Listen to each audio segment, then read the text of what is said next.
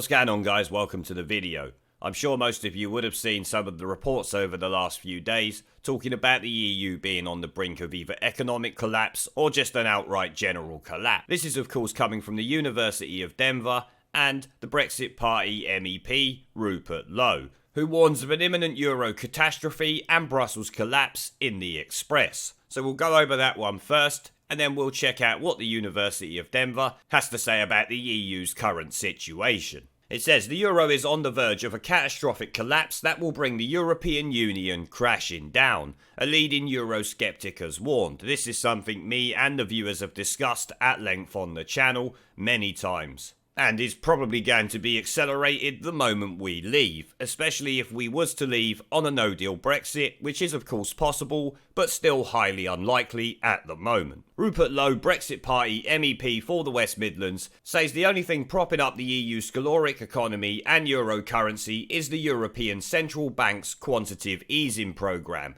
QE as it's known, is when a central bank prints money and pumps it into the economy to stimulate growth and job creation. Since 2015, the European Central Bank has brought around 2.1 trillion euros or $1.8 trillion worth of assets in a bid to boost Europe's ailing economic activity. In an exclusive interview with Express.co.uk, Mr. Lowe said the EU was failing, so they rammed the euro in. The euro is destined to fail and would have failed by now, but for massive central bank quantitative easing. Well, everyone's waiting for it to fail. I heard a few people saying many years ago now that the euro was going to fail. We're still waiting. Hopefully he is right, and like I said, once we leave, I would say the chances of it failing go up regardless of their quantitative easing. I'm pretty sure quantitative easing won't be enough when half of your wallets decided to walk out the door, like the UK plans to very soon. It is the sort of thing third world dictators used to do shortly before they descended into chaos, and that is so far what we've all got away with. Quantitative easing is basically getting high on your own supply. I think but for that the European Union would have collapsed, the euro would have collapsed, and it is destined to be an absolute catastrophe when it does go down. Describing the EU as a protectionist entity created by socialists, which it is, the former owner of Southampton FC argued that Britain has absolutely nothing to fear and everything to gain from a no-deal Brexit. Tell us something we don't already know. He explained, I don't see any problem myself with leaving on World Trade Organization rules. Nope, no one does except for Ramona's, of course. The whole of the establishment machine has frightened everybody into thinking that we have to have some form of trade deal signed and sealed before we can leave. No, they haven't frightened everybody, they've just frightened the sheeple. The rest of us, we don't believe that for a second. Our trade is growing with countries like India, Uzbekistan and other developing countries, and we don't have a trade deal with them. Which is what many political commentators and YouTubers have said, but the Ramon Stream media don't ever listen to that shit, do they? They pump out Project Fear, the world's going to end, everyone's going to die because we can't get medicines. Essentially, the UK's being blasted off the planet, if you believe the Ramonas. We will cease to be 20 odd miles off the coast of Europe once we get Brexit, apparently. It continues, we don't have to have a trade deal for people to trade. You know, people find a way of doing it, of course they do. So why not just have sovereign parliaments, free trade, and let people get on with it? We don't need all this top-down stuff. Yes, but then these people can't siphon their bit off the top, can they, Rupert? Let's be honest, that's why it is. It's got nothing to do with it being the better way of doing it. He added, I am absolutely clear in my own mind that free trade, floating currencies and sovereign parliaments have to be the right way forward. Britain's economic prosperity would be much better served by looking beyond Europe and developing trade with emerging economies in Asia, such as China, India and Malaysia, where the real growth is happening. Yes, and they are also the places in the world where shit gets made. Take a look at most of the things you will use in life, it likely says it was made in Taiwan, Malaysia, or definitely China. So yeah, doing a trade deal with China may be beneficial to us because we use most of the products that they make. The Brexit MEP described it as lunacy not to do so, although he did concede that Britain should still trade with Europe, obviously. You could be the most anti-European Union person there, but if there's money to be made, then you can still make it off the European Union. You don't have to like them to make money from them. Do you think any of the companies that you buy your goods from like you? No, they still want to sell you their goods though, don't they? They don't give a fuck about you. They just care about selling their goods and making money. He was confident that Michel Barnier and his chums would agree a trade deal with the UK, given that the EU benefits to a far greater extent from commerce with the UK than the UK does with Europe. The EU benefits to a far greater extent in every way from us being part of the EU, never mind just in commerce. He said, we have a £100 billion trade deficit with Europe. If we don't reach a trade deal with Europe, they lose. It is so simple. Yes, this is something we have all said many times before. You could probably look through 1,000 comments on any of my videos and see people saying the exact same thing. It's nothing new to us, definitely something new to the mainstream media, as they live with their head in the sand. Mr. Lowe sees Brexit as a unique opportunity to unleash the buccaneering spirit of British entrepreneurship, which must not be constrained by an interfering British state. He said, I am a free marketeer, I do not believe in the state getting anything right. If you look at history, the state always gets things wrong. Yeah, they generally do, I would have to agree with that. We want an economy with a minimal state. It encourages entrepreneurial behaviour, and now it's time for entrepreneurship. Look at how things are changing. We cannot have this sort of historical cloth cap view of how life should be lived. We have to let entrepreneurs and the people drive where we go, not the state. And it finishes up there. Boris Johnson has declared that the UK will leave the EU by January 31st, 2020, and that the transition period in which both the UK and the EU will attempt to reach a trade deal will not be extended beyond the current deadline of December 31st, 2020, which is something we all know. Should we reach that point with no trade deal, it's WTO terms. Apparently. Don't take that as a given. Remember, we are discussing politicians and their words here. All the salt in the Dead Sea should be taken with every word they say, of course. But it's not just Rupert Lowe, as I said, who is claiming that the EU is in the shit and could likely collapse anytime soon. So let's check out the other article discussing what the University of Denver had to say about the European Union. And if ever we needed another excuse for leaving the EU, disaster for Brussels, as study predicts EU's share of world trade to collapse. Oh no, looks like everything's collapsing for them. Why do we want to stay as part of the EU, Remainers? I'm waiting.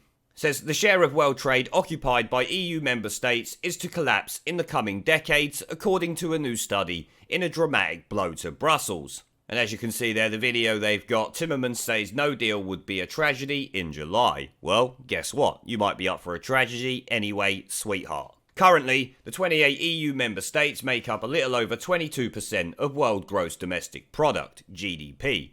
This is down on the over 36% the same nations possessed in 1960. So it would seem protectionist rackets like the EU don't have longevity, as they've lost over a third of their GDP in 60 years. And this study is talking about going until 2100. So let's carry on. However, according to a new survey, this will fall further to just 9.9% in 2100. So from 36% in 1960 to 22% in 2020 or 2019, down to 9.9% in 2100. I would say the EU is fucked, based on the historic figures and their projection. Although it continues, the real figure is likely to be even lower as the study doesn't incorporate the UK's upcoming withdrawal from the EU. So maybe you can consider that like 6% or something like that. I don't know how much of the GDP we put in for the European Union, but a few percent at least, I would say. Britain is set to leave the EU on January 31st, with Boris Johnson having secured a parliamentary majority for this objective, as we all know and celebrated.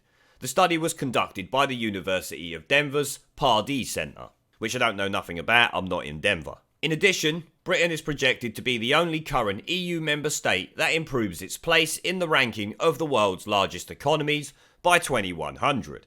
As if we needed any more proof as why we should leave the European Union. The rest of the European member states need to follow suit and swiftly after, before the EU takes them down with it, if you ask me. Next year, the UK will have the world's 7th biggest economy, according to the study. However, the country is predicted to rise to 6th place by 2100. All other current EU member states will see their relative position decline during this period. For example, the Spanish economy is projected to be the 13th biggest in the world next year, but will then fall to 33rd place for 2100. Wow, that's quite a drop. Spain, get yourself some independence, although I'm not sure if that's just how your economy is run. I couldn't tell you, I don't know too much about the Spanish economy. I'm pretty sure I've heard it's not the most efficient one going though. Britain will overtake Germany and France to become the biggest European economy. What are you going to do about that, Merkel and Macron, you salty tossers? The only countries with larger economies according to the study will be India, China, the US, Indonesia and Nigeria. Some countries in there you wouldn't necessarily expect, but good for them. Europe is also expected to suffer population decline during the period, making it the only continent to experience this. Well, that's not good, is it? Especially considering the EU's policy of importing the rest of the world into Europe. So maybe population decline won't happen because they'll just replace the population. That's what it seems like they're trying to do as it is. Croatia, Lithuania and Bulgaria are projected to lose half their populations by 2100. Only 8 current EU member states, including the UK, are expected to see their populations increase. Yeah, but depending on what they mean by population increase, or do they mean economic migrant population increase, because that's all that seems to have happened. Of the 10 countries expected to see the biggest growth in GDP rankings, only one, Tajikistan, is not in Africa.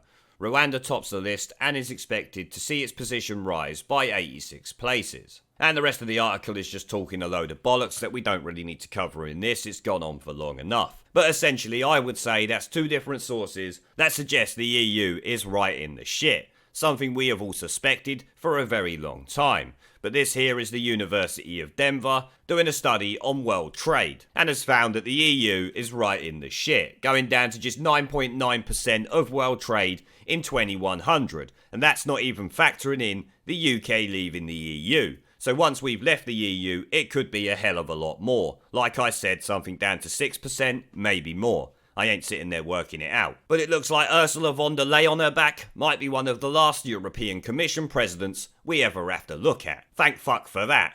But on that note, guys, I will end the video there. I want to thank our PayPal, Patreon, Subscribestar and YouTube members for supporting the channel, along with everyone who watches my videos. Remember to let me know what you guys think down in the comment section below. Leave a like, subscribe with a notification bell and share this video as it helps the channel a lot. And I'll see you all in the next one. And Corbyn neutral by Christmas. There is a pattern consistent throughout history of oppressed people turning on the oppressors. Slaves against their owners, the peasantry against the feudal barons, colonies, Mr. Verhofstadt, against their empires. And that is why Britain is leaving. And it doesn't matter which language you use, we are going and we are glad to be going.